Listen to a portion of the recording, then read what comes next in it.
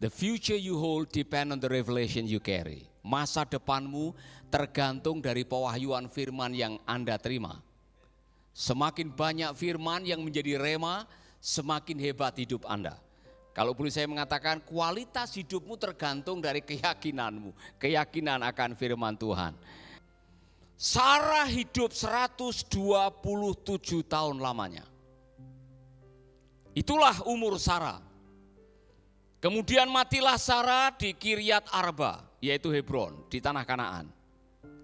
Lalu Abraham datang meratapi dan menangisinya. Lalu Abraham datang meratapi dan menangisinya. Dalam terjemahan bahasa Inggris dibilang weeping. Weeping itu orang Jawa bilang nangis gugu. Tahu nangis gugu. Nangis sampai betul-betul bukan hanya nangis 1 menit, nangis berhari-hari. Mengapa Abraham menangis sampai seperti itu? Dan penafsir mengatakan bahwa dia serius dan dia tidak malu. Dia meratap dan meraung menangis di hadapan banyak orang untuk meratapi kepergian istrinya. Saudara, ada sesuatu yang menarik. Waktu dia meninggalkan kampung halamannya, Mesopotamia, pergi ke tanah Kanaan, dia tidak nangis. Waktu dia disuruh meninggalkan orang tuanya, familinya, dia tidak menangis. Waktu dia harus memberikan haknya kepada keponakannya untuk memilih tanah penggembalaan, dia tidak menangis. Waktu dia mendengar bahwa iparnya mati jadi tiang garam, dia tidak menangis. Waktu istrinya diambil Firaun dan diambil Raja Abimelek, dia tidak menangis. Tapi kali ini dia menangis. Saudara-saudara, saya mendengar pria itu sulit menangis. Dibutuhkan 10 alasan. Wanita, jadi kalau wanita bisa menangis 1 alasan cukup untuk menangis bagi wanita. Untuk pria dibutuhkan 10 alasan. Saya membacakan ini. Pria memang butuh alasan yang sangat kuat untuk menangis katanya. Atau mungkin kalau digabungkan sekitar 10 kali lipat alasan dari wanita menangis, baru bisa membuat laki-laki menangis. Maka Pak Roni itu jarang nangis. Iya kan Pak? Kecuali kalau dicabut giginya baru dia nangis. Atau divaksin, ada yang menangis. Ada pernyataan yang terlintas tentang tangisan seorang pria yang menyentuh. Ketika seorang pria menangis karena wanita, maka saat itulah dipastikan wanita itu sangat dicintainya dengan sungguh-sungguh. Amin. Tahukah engkau kaum pria sesungguhnya jauh lebih sering menangis, tapi tangisannya dalam bentuk lain. Namun mereka menyembunyikan tangisannya di dalam kekuatan akalnya. Itulah mengapa Tuhan menyebut para pria pada pria terdapat 2 kali lipat akal seorang wanita. Dan itulah sebabnya mengapa tiada yang kau lihat melainkan ketegarannya. Dalam hatinya menangis, tapi dia tidak menangis. Pria menangis karena tanggung jawabnya di hadapan Tuhannya. Dia menjadi tonggak penyangga dalam rumah tangga. Menjadi pengawal Tuhan bagi ibu, saudara perempuan, istri, dan anak-anaknya. Mengapa? Maka tangisan pun tidak pernah nampak di kening matanya. Tangis pria adalah pada keringat yang bercucuran demi menafkahi keluarganya. Tidak bisa kau lihat tangisan pada keluh kesah di lisannya. Pria menangis dalam letih dan lelahnya menjaga keluarganya dari kelaparan. Tidak dapat kau dengar tangisannya pada omelan-omelan di bibirnya. Pria menangis dalam tegak dan teguhnya dalam melindungi keluarganya dari terik matahari, deras hujan, serta dinginnya angin malam. Banyak sekali ini saudara. Namun pria pun sungguh-sungguh menangis dengan air matanya di kesendiriannya, menyadari tanggung jawabnya yang besar di hadapan Tuhannya. Salut untuk para pria. Makanya pria jarang bawa tisu kemana-mana. Iya kan? Saudara, ada yang menarik. Iya kan? Sarah ini sangat menarik sekali. Maksudnya kisahnya menarik karena menurut penafsir di dalam seluruh Alkitab wanita yang kematiannya disebutkan umurnya hanya satu, Sarah.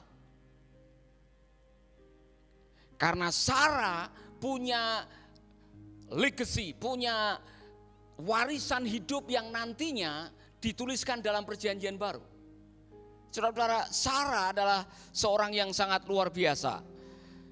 Dikatakan di sini bahwa Sarah is the only woman in the Bible whose age at death is recorded. Mengapa umurnya dicatat? This give us some measure of how highly she is regarded in the Bible. Itu menunjukkan betapa luar biasanya dia dihargai di dalam Alkitab. Saya bisa memahami kenapa Abraham menangis. Karena dia adalah penolong yang menyertai dia mulai meninggalkan kampung halamannya di Ur atau di Mesopotamia, mengembara sampai di tanah perjanjian itu, saudara. Dan saya melihat perjalanan hidupnya tidak mudah. Perjalanan hidupnya penuh dengan liku-liku, penuh dengan tantangan, penuh dengan perintah. Tetapi dia mengakhiri dengan baik. Sarah mengakhiri hidupnya dengan baik. Itulah sebabnya, saudara-saudara, Allah mengubah namanya. Dan perubahan namanya adalah nubuatan akhir hidupnya. Dari Sarai, my princess, menjadi Sarah, the princess. My princess adalah mungkin dia menjadi ratuku atau secara pribadi, my. Tetapi pada waktu dirubah oleh Tuhan menjadi the princess, maka dia menjadi milik umum. Maka nama Abraham dan Sarah itu masuk di agama Yahudi, di agama Islam, di agama Kristen, dan sampai hari ini masih menjadi berkat. Berapa banyak orang yang namanya pakai atau wanita yang pakai nama Sarah, ya kan? Saya belum ketemu ada orang yang memperkenalkan namamu siapa? Hagar. Banyak yang namanya Sarah atau Abraham. Ya kan? Tidak ada yang namanya jarang yang namanya Lot. Tapi Abraham lebih terkenal. Nah, saudara-saudara, saking terkenalnya Sarah ini sampai di dalam perjanjian baru reputasinya seperti ini. Mengapa Sarah akhirnya betul-betul mewarisi atau mewariskan legacy? Di dalam kitab perjanjian baru dikatakan, perhiasanmu janganlah secara lahiriah, yaitu dengan mengepang-epang rambut, memakai perhiasan emas, atau dengan mengenakan pakaian yang indah-indah. Tetapi perhiasanmu ialah manusia batiniah yang tersembunyi dengan perhiasan yang tidak binasa, yang berasal dari roh yang lemah lembut dan tentram, yang sangat berharga di mata Allah. Sebab demikianlah caranya perempuan-perempuan kudus dahulu berdandan, yaitu perempuan-perempuan yang menaruh harapannya kepada Allah.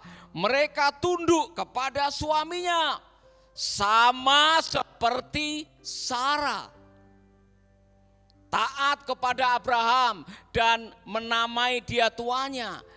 Dan kamu adalah anak-anaknya jika kamu berbuat baik dan tidak takut akan ancaman. Saudara-saudara, sejarah mencatat bahwa Sarah itu cantiknya luar biasa.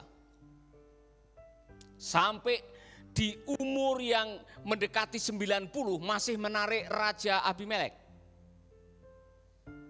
Ada banyak yang mengatakan bahwa Sarah punya kecantikan itu tidak bisa ditutupi. Makanya Abraham mengatakan karena istrinya cantik akan jadi godaan bagi banyak orang.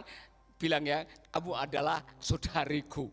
Jangan bilang kalau kamu istriku. Kalau kamu bilang bahwa kamu adalah istriku, nanti saya akan dibunuh, saya akan mati gara-gara kecantikanmu ini.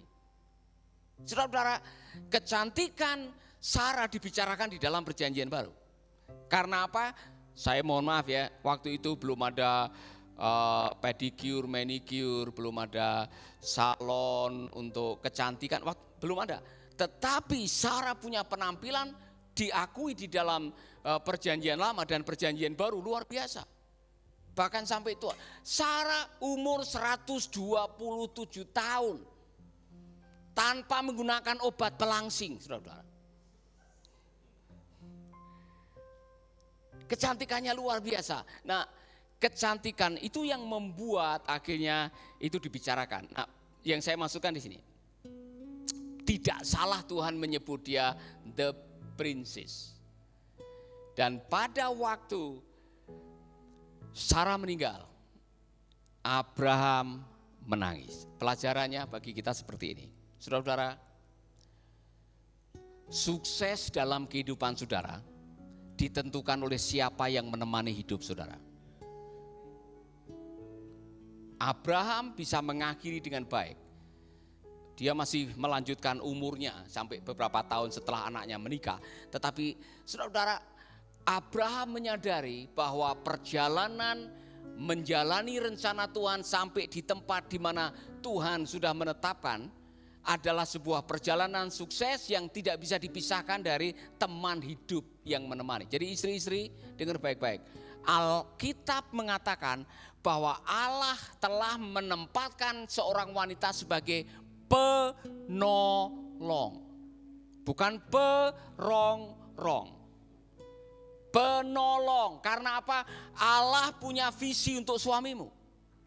Allah punya visi untuk Abraham, dan untuk mencapai visinya diperlukan seorang penolong yang bisa mengoreksi, yang bisa memberikan kekuatan, yang bisa memberikan kata dorongan, yang bisa memberikan tepukan di bahu, yang bisa memberikan pelukan kasih sayang, yang bisa memberikan marah untuk memperbaiki kelakuan. Oleh karena itu saudara yang sudah menikah, tolong hargai pasanganmu. Nanti kita akan melihat cara Abraham memperlakukan istrinya dengan membelikan tanah khusus untuk kuburan. Walaupun dia mau dikasih, dia tidak mau. Saya mau bayar. Karena ini wanita yang sangat berharga, layak untuk dihargai. Amin. Haleluya. Saudara-saudara, mari kita belajar di sini bahwa orang yang bernama Abraham, saudara-saudara, menyadari bahwa kebersamaannya dengan Sarah itu sungguh berarti. Maka waktu dia menyadari istrinya meninggal, dia mourning, dia meratap dan dia menangis. Wept atau weeping, menangis saudara-saudara. Oleh karena sesuatu telah terjadi dalam hidupnya, sesuatu yang sangat penting terjadi dalam hidupnya. Kalau bisa saya mendengar waktu Sarah sudah meninggal, Abraham kalau kemana-mana menyanyi lagu ini. Tanpamu apa artinya?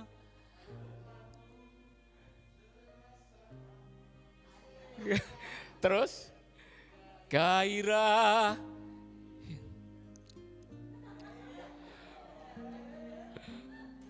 Bu Lydia masih ingat lagu itu ya? Abraham merasa kehilangan luar biasa. Karena apa? Sarah adalah orang yang telah dikirim oleh Tuhan untuk mencapai rencana ilahi di dalam hidupnya. Maka saya mau mengatakan saudara yang masih jomblo, kalau memilih istri jangan sembarangan. Jangan asal comot ketemu di mikrolet kemudian 3 hari kemudian masuk minta, saudara-saudara. Cari wanita yang bisa menyertai Anda menggapai rencana Tuhan dalam hidupmu. Kalau tidak, Anda akan mengakhiri hidupmu dengan penyesalan. Iya kan? Saudara menyesal di akhir hidupnya karena apa? Anda tidak bisa menggapai rencana Tuhan gara-gara salah pilih teman. Saya mau mengatakan ini karena saya suka pakai ilustrasi ini. Pernah ikut pramuka dan ada satu teman regu yang rese. Satu regu yang ada aja masuk angin kah, kakinya kesleo, kemudian ada aja sehingga regu saudara ini tidak bisa menang oleh karena ada satu orang yang selalu bikin rese. Ya kan? Saudara, saya mengatakan tadi, siapa yang menemani hidup Anda akan menentukan pencapaian hidup Anda. salah pilih teman hidup, bisa-bisa Anda tidak bisa mengakhiri hidup dengan hidup. Berapa banyak orang yang menyesal di akhir kehidupannya mengatakan, saya menyesal menikah dengan dia. Itulah golongannya Bang Thoyib.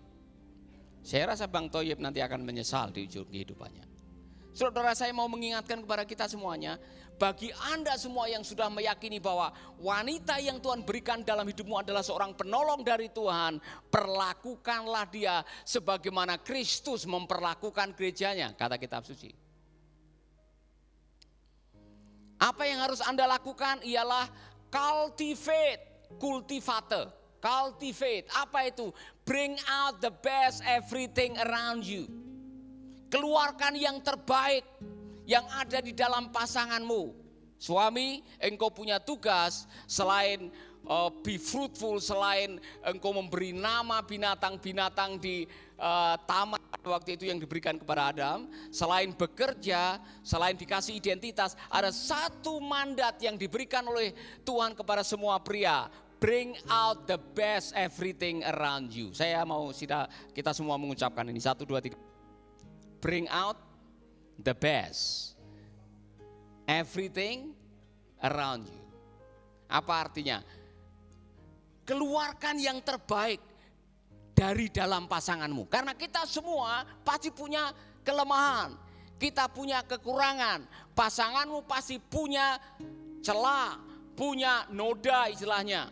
Tetapi Kristus mati sebagai penebus kita untuk apa? Supaya kita menjadi pengantin yang tidak bercela. Artinya saudara-saudara, ketika kita menjalani kehidupan ini sebagai seorang suami, kalau engkau ingin maksimal, jangan cari yang negatif-negatif dari pasanganmu. Kalau saudara mau cari yang negatif akan ketemu banyak. Kita semua tidak ada yang sempurna dalam hidup ini. Dan Tuhan tidak menuntut engkau harus menjadi pasangan yang sempurna untuk menjadi berkat. Jadilah seperti siapa Anda, yang penting engkau berjalan untuk menjadi yang terbaik. Amin. Bring out the best. Keluarkan yang terbaik supaya potensi yang ada di dalam diri istrimu itu dimaksimalkan untuk menopang rencana Tuhan dalam hidupmu. Amin. Jangan jadikan istrimu sebagai istri pupuk bawang. Orang Jawa bilang, tahu pupuk bawang? Istri-istrian yang bagiannya hanya nyuci, setrika, masak, udah itu aja, tempat tidur. Tidak pernah dibawa di depan umum, tidak pernah dibanggakan bagaimana hasilnya. Berikan dia tanggung jawab, biarkan dia berkembang sesuai dengan karunia-Nya. Tolong dia untuk menjadi maksimal bagi Tuhan. Sebab kalau istrimu menjadi maksimal, yang bangga juga adalah suaminya. Amin. Abraham menyadari betapa pentingnya peran seorang istri. Saudara-saudara, Abraham waktu itu mungkin belum ada kitab Amsal, tapi Abraham sudah menyadari di benaknya istri yang cakap adalah mahkota suaminya. Tetapi yang buat malu adalah seperti penyakit yang membusukkan tulang suaminya. Nah, supaya istrimu tidak bikin malu, tolonglah dia untuk menjadi maksimal. Bring out the best. Semua suami bilang haleluya. Semua istri bilang puji Tuhan. Saya tunggu waktunya.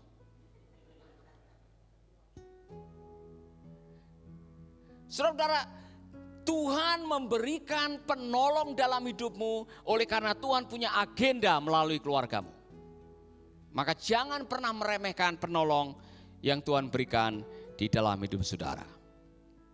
Amin.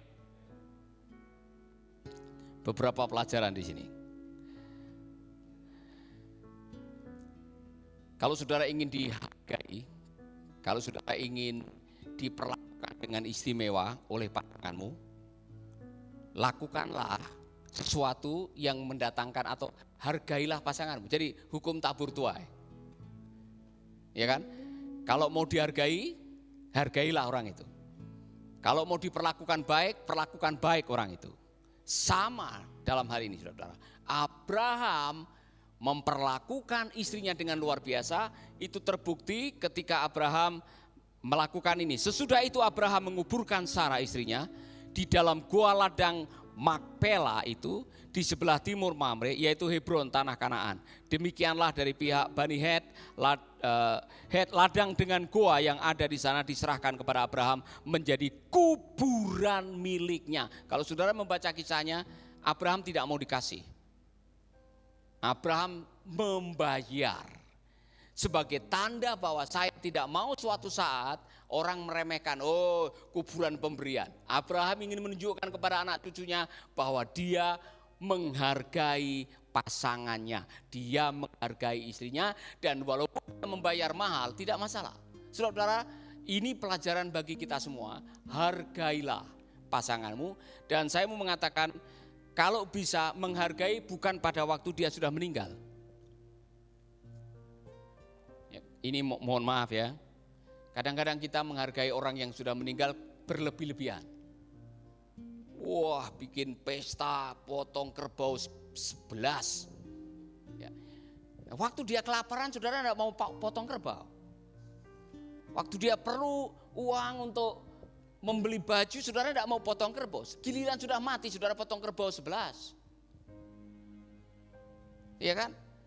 Mumpung pasanganmu masih hidup, berikan dia penghargaan. Apa yang Anda bisa berikan kepadanya. Berikan yang terbaik untuk penolong yang Tuhan berikan dalam hidup saudara. Saya mau menantang suami-suami, jangan pelit dengan istri. Semua istri bilang haleluya. Kok haleluyanya agak terpaksa? Amin.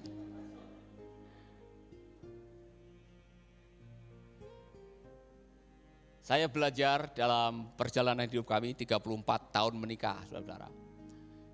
Dalam perjalanan 34 itu tidak gampang. Ada saat-saat kami mengalami kesulitan demi kesulitan dan sebagainya. Dan kalau hari ini saya masih bisa hidup seperti ini, tidak bisa dilepaskan dari peran pasangan hidup, saudara. Istri saya yang menolong saya. Nah, saya mau mengatakan ini tulus bukan karena di depan umum. Tapi saya menyadari saya menjadi saya hari ini karena ada penolong yang Tuhan tempatkan dalam hidup saya. Ada waktu-waktu kami tidak punya apa-apa. Ada waktu-waktu saya masih ingat pelayanan di sebuah desa di Selopuro dulu yang kami tinggal di rumah kontrakan, sumurnya di luar harus nimba, WC-nya setengah badan, ya kan? Maksudnya setengah ditutup gedek, setengah ruang terbuka. Kemudian persembahan 2.500 pada hari Minggu. Saudara, dalam situasi yang sulit seperti itu, istri saya tidak pernah mengeluh. Sampai hari ini dia tidak pernah mengeluh waktu kami menghadapi kesulitan. Akhir-akhir ini aja mengeluh, oleh karena saya sudah mulai menjadi tua. Saudara. Kadang-kadang budek karena telinga. Ya. Saudara tidak tahu kalau saya ini sudah mulai budek ya. Hei, bapak-bapak baca kitab Pengkhotbah. Ketika engkau menjelang tua, engkau akan kehilangan, penglihatan mulai kabur, kekuatan mulai melemah, telingamu mulai budek, sudah tertulis. Maka waktu menghadapi masa tua, terimalah dengan sukacita. Amin. Ya. Sudah tua sombong lagi, ya kan? Sadarilah bahwa kita menuju ke sana. Kita semua menuju ke sana. Yang saya heran, Sarah bisa hidup 127 tahun. Dan saudara-saudara, Abraham lebih lama lagi, selesai umurnya 10 tahun. Tapi Abraham masih bisa umur lebih lama sampai menyaksikan anaknya menikah. Yang saya mau mengatakan kepada Anda semuanya adalah, perlakukanlah pasangan hidup saudara sebagai teman pewaris, kata kitab suci. Karena apa? Sekali lagi, kalau kita semua melakukannya dengan baik-baik, maka pada akhirnya kebahagiaan ada dalam kehidupan kita. Nah, betapa pentingnya kehadiran seorang istri bagi Abraham itu dicerminkan dari pasal yang berikutnya. Abraham tidak mau Ishak dapat istri sembarangan dari Kanaan. Dia meminta pembantunya yang bernama Eliezer untuk pergi ke kampung halamannya, mencari istri buat anaknya. Itu menunjukkan betapa pentingnya peran seorang istri bagi pria untuk menjalankan supaya janji Tuhan itu jadi kenyataan. Amin. Itulah sebabnya saudara, kalau saudara membaca di ayat-ayat setelah itu, pasal 24, saudara akan menemukan kalimat ini. Adapun Abraham telah tua dan lanjut umurnya, serta diberkati Tuhan dalam segala hal, termasuk pernikahannya.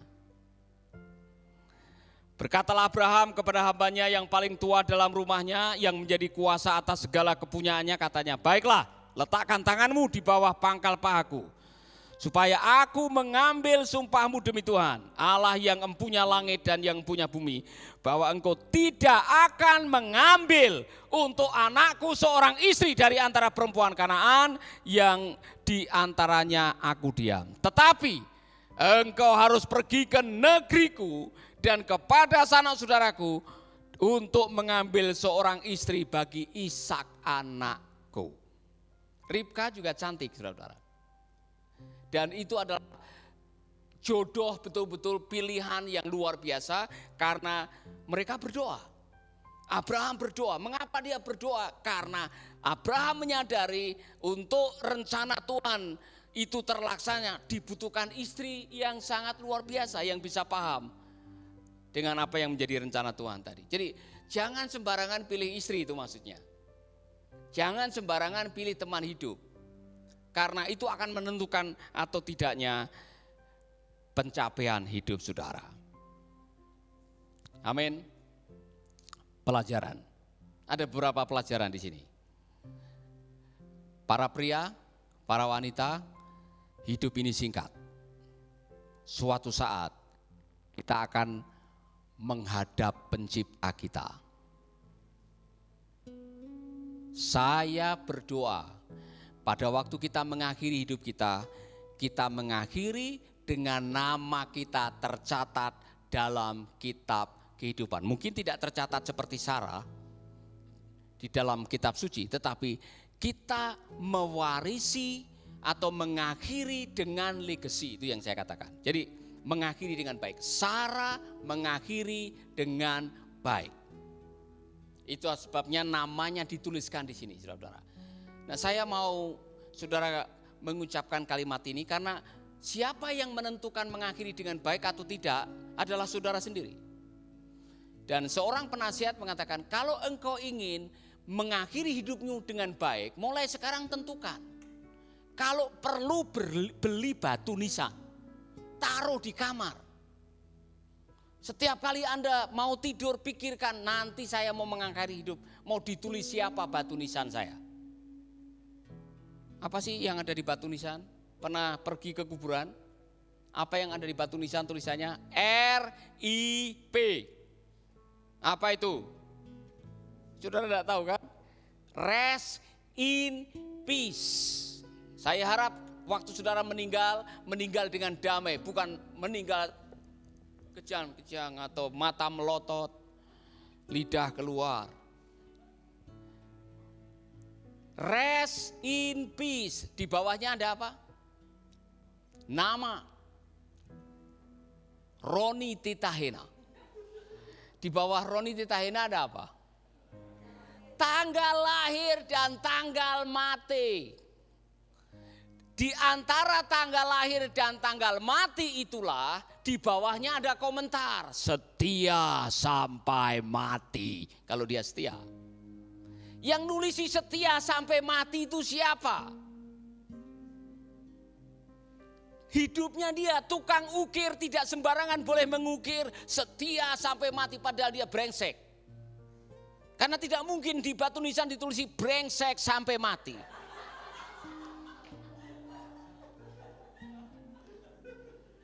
Atau ditulisi tukang selingkuh sampai mati. Atau tukang korupsi sampai mati. Tidak mungkin, saudara. Tetapi kesan itu tertulis di hati orang-orang yang hidup di sekitar hidup saudara. Jadi mulai sekarang pikirkan, mungkin namamu tidak ditulis di kitab suci seperti Sarah dan Abraham, tapi ditulis di hati anak istrimu, suamimu, tetanggamu, orang-orang yang ada di sekitarmu, dan mengatakan, wow, hidupnya sudah memberkati saya. Kenapa dia pergi terlalu cepat? Saya ingat sekali setiap kali ketemu dia selalu memberikan kata-kata dorongan. Kalau salam dia menyalami saya sambil mengucapkan kata firman untuk memberikan kekuatan. Saya tidak akan pernah lupa orang itu. Hidupnya telah menjadi berkat. Wah, itu bagus, saudara. Tapi kalau saudara mati kemudian semua satu RT syukuran. Ada yang potong ayam, ada potong kambing, potong babi dan mengatakan syukur. Sudah lama ini orang paling brengsek di kampung ini didoakan supaya mati, sekarang sudah mati sambar petir. Ya, puji Tuhan. Saya harap tidak seperti itu. Saya harap waktu saudara mati tidak disyukuri dalam arti syukur, tapi seperti digelo. Orang Jawa bilang gelo. Aduh, kenapa dia mati terlalu cepat? Ya, karena ternyata hidup Anda telah meninggalkan sesuatu. Mati meninggalkan legacy. Jadi saudara pikirkan baik-baik. Anda mau mati seperti apa? Keputusannya sekarang. Mau mati dicaci maki?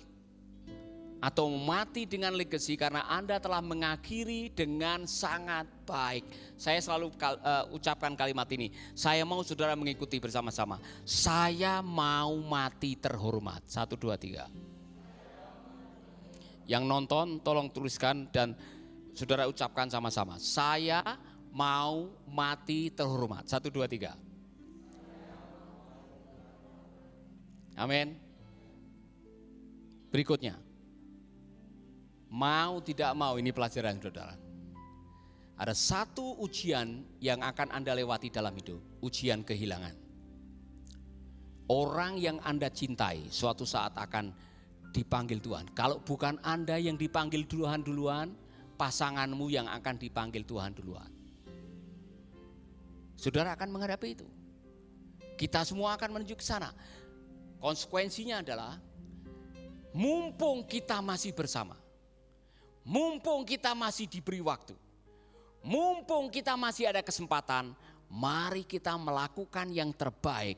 Karena di ujung kehidupan, siapa yang penting dalam hidup saudara nomor 1? Pasangan hidup. Hidup ini singkat, dan kalau Anda masih hidup bersama pasangan, itu adalah kasih karunia Tuhan. Abraham menangis karena dia tahu apa arti kehadiran seorang penolong. Maka jangan pernah menyia-nyiakan pasangan hidup Anda. Jangan pernah berlaku kasar dengan pasangan hidup Anda. Jangan pernah saudara bahkan memperlakukan dia dengan semena-mena. Apalagi ada KDRT. Perlakukan pasanganmu sekali lagi sebagai teman pewaris. Saya tidak habis mengerti ada suami yang bisa gebuki istrinya. Ada suami yang ambil parang mau potong leher istrinya. Ada yang bahkan membakar burungnya. Dan saudara, Anda tidak memahami bahwa itu berkat karunia dari Tuhan. Perlakukan dia dengan baik. Kalau ada konflik, itu biasa dalam pernikahan. Kalau pernikahan tidak ada konflik, saya malah bertanya, saudara-saudara. Tapi konflik bukan akhir segalanya. Semua bisa diselesaikan kalau masing-masing tahu perannya. Hidup ini singkat, Anda tidak tahu kapan istrimu akan dipanggil Tuhan seperti Abraham. Atau suamimu dipanggil Tuhan. Mumpung masih ada, sekaranglah waktunya untuk memberikan yang terbaik. Jangan nanti waktu mati baru dihiasi dengan emas perak kuburannya. Dia tidak tahu kalau itu kuburannya dihiasi dengan emas dan perak. Sekarang waktunya kalau Anda punya rezeki banyak, kasih itu kepada pasanganmu. Amin. Saya mau mengatakan ini sekali lagi. Di akhir kehidupan kita, seperti Abraham. Mengapa Abraham menangis? Seperti tadi yang saya katakan, pria jarang menangis. Tetapi kalau dia sampai weeping, menangis gugup, menangis betul-betul sambil meratap, karena dia tahu arti kehadiran Sarah dalam kehidupannya. Dia tahu pahit getirnya menghadapi kesulitan menanti anak perjanjian. Saya yakin Abraham tahu bagaimana sulitnya menjalani rencana Tuhan bersama. Maka tidak heran kalau Abraham memberikan penghargaan di akhir kehidupannya. Dan nanti saudara akan melihat kuburan itu menjadi kuburan keluarga.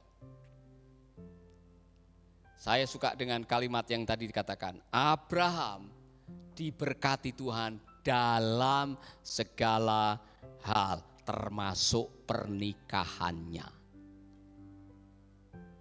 Mengakhiri dengan baik. Amin. Lakukan yang terbaik yang bisa kita lakukan untuk orang-orang di sekitar hidup kita. Amin.